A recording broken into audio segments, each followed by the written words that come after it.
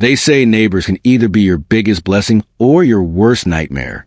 And if you've ever lived in a neighborhood controlled by a strict HOA, then you already know things can get messy real quick. But what do you do when the person terrorizing your family isn't just a neighbor, but the president of your HOA? My name is Daniel, and I never thought I'd be telling this story. Honestly, I'm the kind of guy who tries to stay away from drama. I go to work, come home, take care of my son, and mind my own business. That's it. I thought that was enough to stay out of trouble. But I was wrong. See, my 12-year-old son, Ethan, was born with a spinal condition. Because of that, he's paralyzed from the waist down and spends most of his life in a wheelchair. You'd think people would show him a little kindness, right? But not Karen. Not the woman who somehow became the self-appointed queen of our neighborhood. Karen wasn't just any neighbor. She was the head of our HOA. And when I say head, I don't mean she was simply in charge of community meetings or collecting dues. No, she acted like she owned the entire block. The type of person who measures your grass with a ruler, takes pictures if your trash cans are 1 inch out of place, and writes passive-aggressive letters about the color of your curtains. Yeah, that kind of person. Now, normally, I could laugh at her nonsense, roll my eyes, throw her letters in the trash, and move on. But she didn't just come after me. She came after my son. And that, I couldn't ignore. Ethan loved sitting outside on the porch, sketching in his notebook. It was his little escape, just him, his pencils, and his imagination. Sometimes, I'd catch him drawing superheroes with wheelchairs or spaceships blasting off into the stars. For him, that porch was freedom. But for Karen, it was a problem. Every time she walked by, she'd glare at him like he was doing something wrong. She once told me, his wheelchair blocks the walkway. It makes the neighborhood look messy. Messy? My son, my child, wasn't clutter. He wasn't trash. He was a boy just trying to enjoy the sunlight like everyone else. But to Karen, he was an inconvenience. I tried to let it go. I thought, maybe she's just in a bad mood. Maybe she'll stop. But instead of easing up, her behavior got worse. She started leaving little notes taped to my door. Wheelchairs don't belong outside. Keep your child inside where he belongs. Each one sharper, crueler, more hateful than the last. I'll be honest, I want to confront her, to tell her to back off. But Ethan begged me not to. He said, "Dad, please don't make it worse. I don't want her to hate me more." Imagine hearing that from your 12-year-old. Imagine your child thinking he's a burden just because some miserable neighbor decided to target him. My blood boiled, but I stayed quiet for him. But then came the day everything changed. It was a Saturday.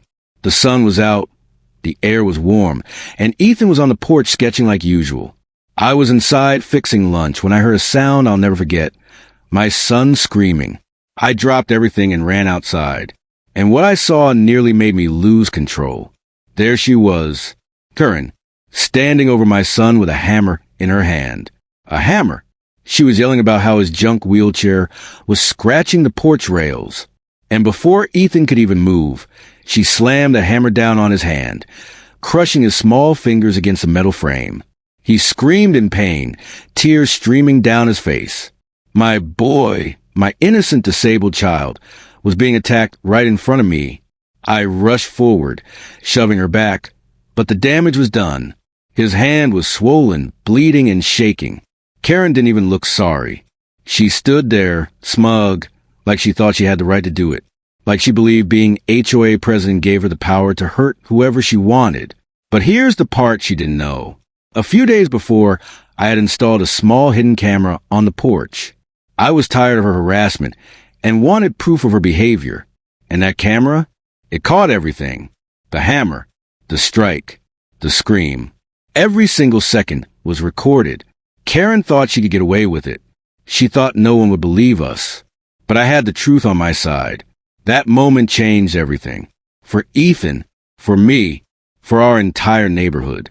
Because when I finally showed the footage, Karen's reign of terror was over.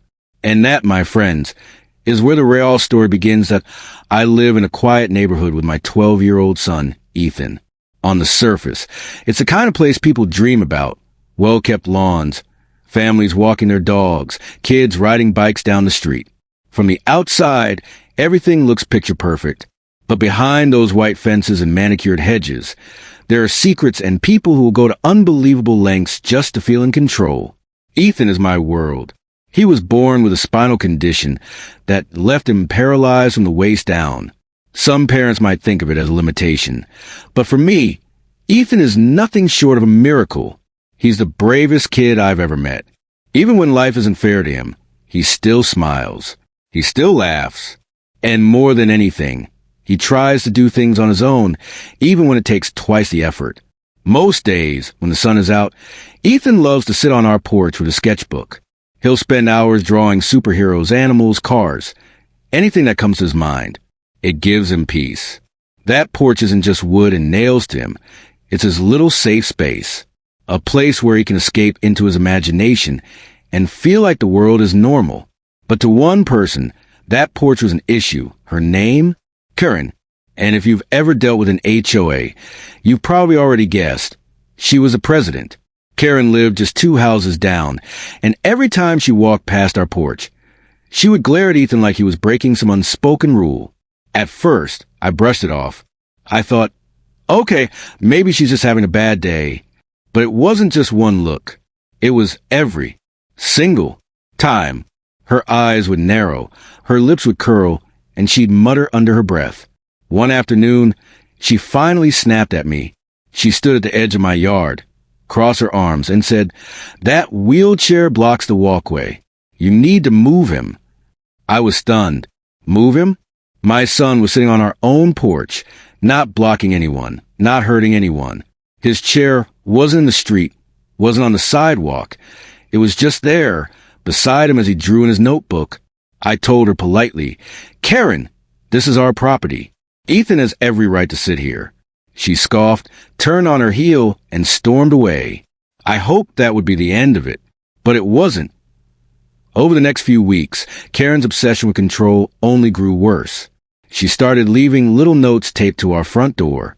At first, they were polite, or at least she pretended they were. Notes like, "Please keep the porch clear for appearances." The HOA requests no large items be left visible. But then, the messages turned cruel. One note said, "Wheelchairs don't belong outside." Another said, "Keep your child indoors where he belongs." Reading those words felt like a punch in the gut. My son was not clutter. He was not something to be hidden. He was a child, my child, who deserved to breathe fresh air and feel the sun like everyone else. I confronted her one day, holding the note in my hand. "Karen," I said, "this is harassment. Ethan isn't doing anything wrong." She looked me straight in the eyes and said something I'll never forget. "Rules are rules. If you can't keep your house in order, maybe you don't belong here." That was the moment I realized this wasn't about rules. This was about control. She didn't just want to enforce HOA guidelines. She wanted to dominate everyone around her. And in her twisted view, Ethan was an easy target. But here's the thing about my son. He's stronger than she could ever imagine. Even when he overheard her nasty comments, he would look at me and smile. "Don't worry, Dad," he'd say. "She's just miserable."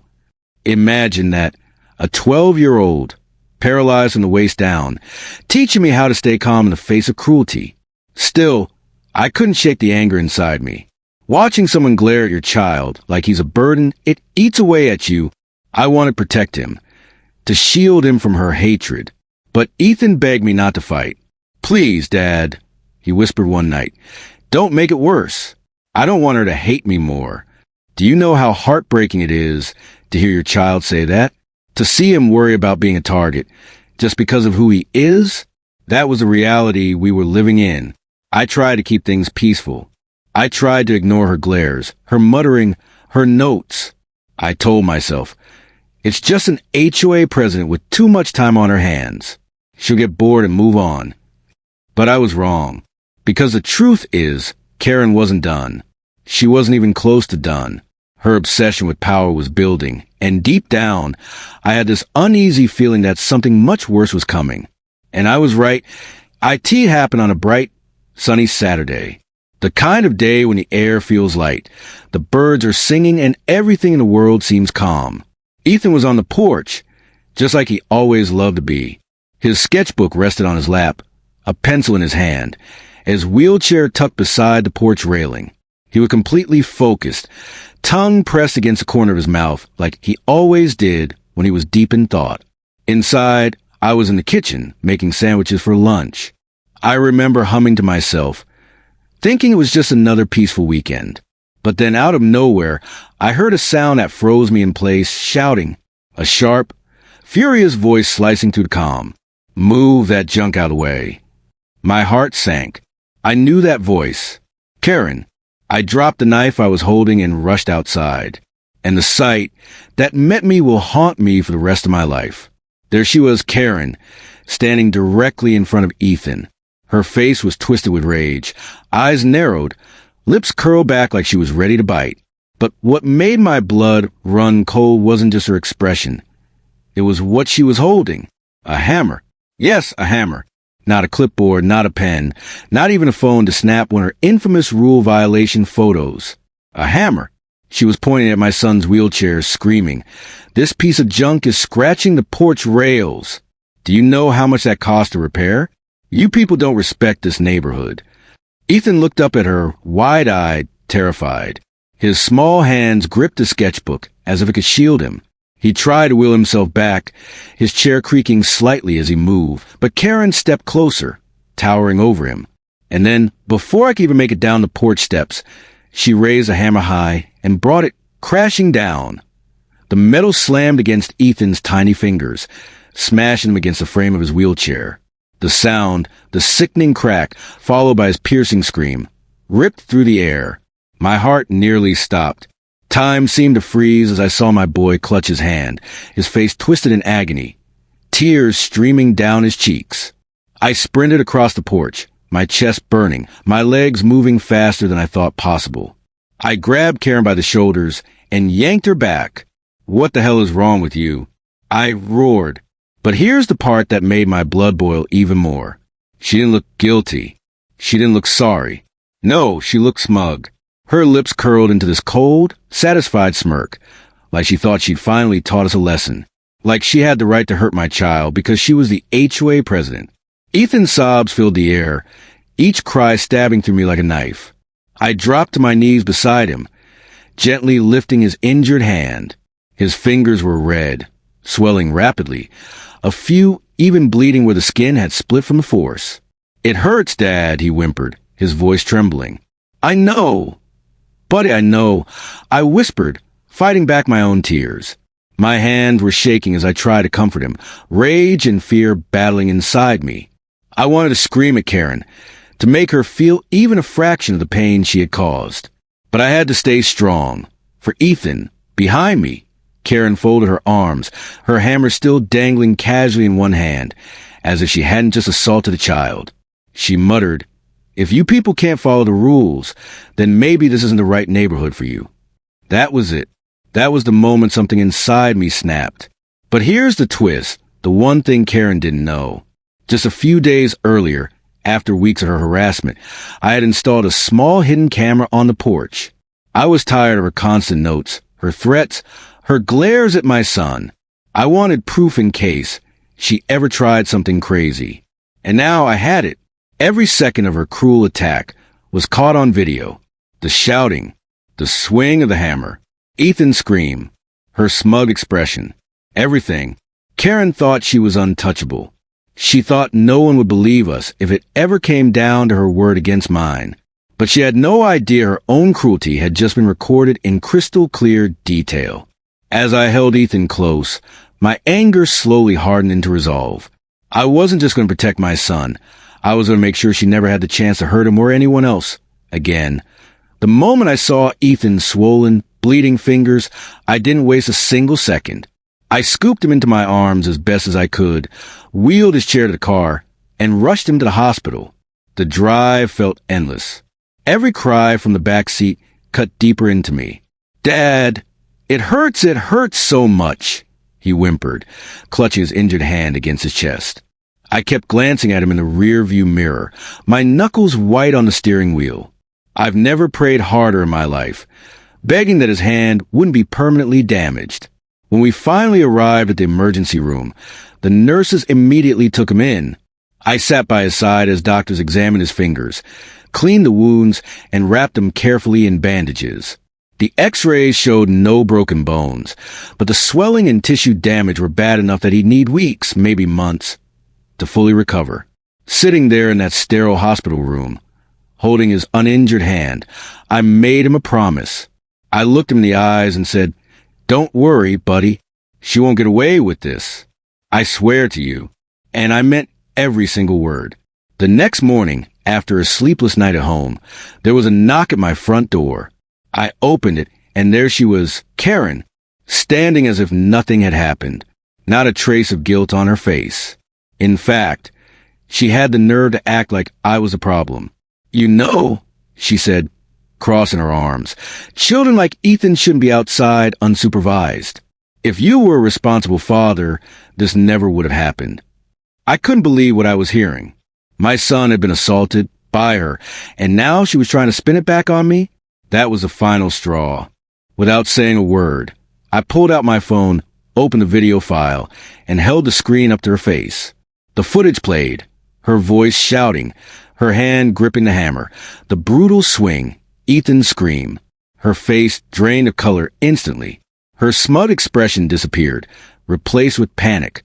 She stuttered, fumbling for words. "I didn't mean I was just," he provoked. But it didn't matter. The evidence was undeniable. "Get off my porch," I told her coldly. "The police will handle this now." And I meant it. That same afternoon, I went straight to the police station. I handed over the footage, explained everything that happened, and gave them the hospital reports. The officers didn't hesitate for a second. They filed charges for assault and child endangerment. Within days, squad cars pulled up outside Karen's house. Neighbors peeked from behind their curtains as officers escorted her out in handcuffs. For years, she had strutted around this neighborhood like a queen, barking orders, writing fines, making everyone miserable. And now she was being led away like the criminal she was. But that wasn't all. I also brought the footage to the HOA board. At first, I wasn't sure how they'd react. After all, Karen had been their leader for years. She manipulated them, pressured them, and in some cases, intimidated them into following her rules. But when they saw the video, when they heard Ethan's scream echo through the speakers, you could see the horror on their faces. They were furious. Not just at Karen, but at themselves for allowing her behavior to spiral so far. By unanimous vote, they removed her from her position as president. Effective immediately, she had no power in the neighborhood. Word spread fast. Neighbors who once whispered about Karen's cruelty now came to me, offering apologies, support, even meals for Ethan while he recovered. One woman admitted, "We all knew she was out of control, but we were too afraid to stand up to her. Thank you for doing what we couldn't." As for Ethan, when I told him Karen had been arrested, his eyes lit up despite the pain he was still in. "Really, Dad? She can't bother us anymore." I smiled, brushing his hair back from his forehead. "No, buddy, she can't. Not ever again." And in that moment, I knew justice wasn't just served. It was witnessed by everyone who had been silently suffering under Karen's rule. Karen thought she could hurt a child and walk away. She thought her title as HOA president made her untouchable. But in the end, it was her own arrogance that destroyed her. Ethan is still healing. His hand is wrapped in bandages, and he has to take it easy for now. But every day, I see him getting stronger. The swelling has gone down, and though the pain lingers, his spirit never broke. That's what amazes me most about my son. Even after everything he went through, even after feeling the hammer slam into his tiny fingers, he still smiles. He still laughs. He still asks me to bring him his sketchbook so he can draw. And when I see him with that same sketchbook balanced on his lap, I realize Karen didn't win. She wanted to crush his joy, to make him feel like he didn't belong, to control him the way she tried to control everyone else. But she failed.